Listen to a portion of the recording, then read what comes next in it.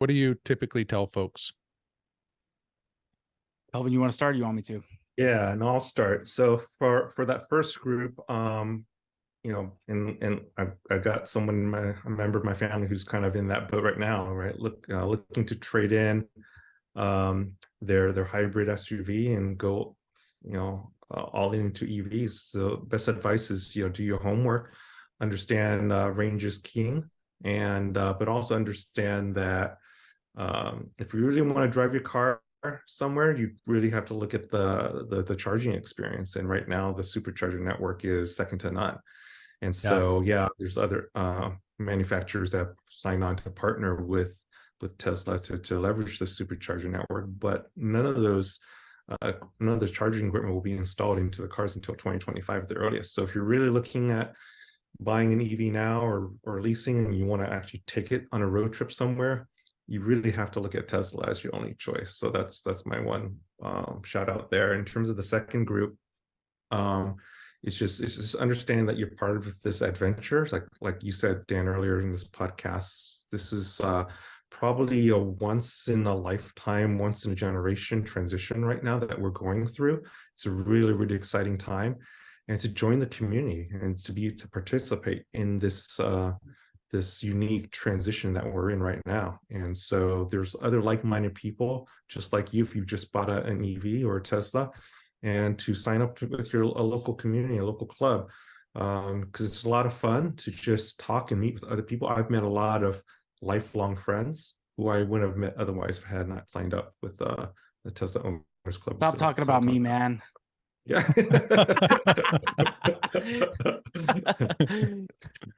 Don't be Yeah, bashful now. yeah. Yeah, except this fool here on this podcast.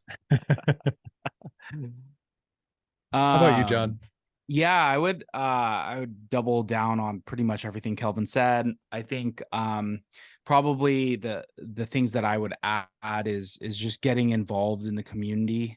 Kind of similar, like why would people find EVTUNERS? It's right. It's just like it's the same thing. Just get involved in the community, search the forums, find the right things. I think if you're buying it specifically a Tesla, the Tesla Owners Program is a great one. Look up Tesla Owners and type in the name of your city, the name of your state, whatever. You'll find something. Same thing with EV owners. I think it's just get involved. I think overall, at this point, I think maybe the two biggest issues with people why they adopt potentially a Tesla or an EV is range and then potentially cost. But so on the second one, the cost is really just it's a non-factor at this point, especially with the way Dan, you're also in California. I mean, you can be in San Joaquin Valley and get a Tesla for $19,000 with incentives. There's a couple of websites out there that you can literally go in and just check the costs. Teslas are no longer, the expensive car anymore. I mean, the cost per mile over a 5-year period is now cheaper than a Toyota Corolla. It is that cheap to go buy a car. So it's a little bit more upfront, but long term, if you're into, looking at the full picture, you'll be fine. And then the second thing is, yeah, it's really just the charging experience. So if you're looking, depending on what brand you're looking at, again, check the forums. What are people saying? And really it comes down to your commute. If you're just doing local commutes around like 95% of your stuff, your gas station is your house. You charge every night. It's not a big deal. But if you're going to be in one of those situations, like for me, if my wife needed to take a road trip, like there's been a couple times I've flown into San Diego to visit family and she had to take the car down, or our Tesla. Like, unfortunately, I can't, it's hard for me to recommend some of the other brands, knowing that she could get to an Electrify America station or some of these other stations and not have a place to charge. Again, she's not as well versed in the charging apps and things like that. She just needs something, type in an address and just go. And that's what you kind of get with the Tesla experience. So really, again, it's about just educating yourself a little bit, getting rid of the nomenclatures. Like price is not an issue. It's a non-factor at this point. The cost of it should continue to go down over time, just like TVs. The 4K TVs were super expensive, but now you can get one for like $500 from Best Buy. So it's one of those things where, and then again, range anxiety. It's similar to your car, right? When you're driving to Lake Tahoe and you're going up those hills, obviously, if you're getting 25 miles a gallon on the highway, you're probably going to be getting 18 or 19.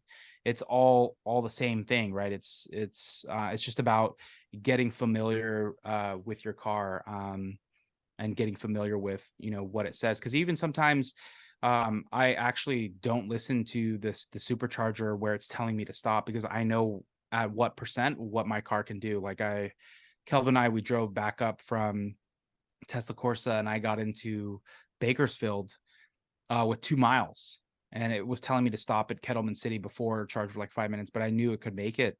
So it's just like, I took that risk. But yeah, so it's just one of those things where, get involved in your local community, also educate yourself, like, because the range anxiety and the expense of it are really not kind of becoming less and less of a non-factor. Again, it kind of depends on what brand you're going to buy.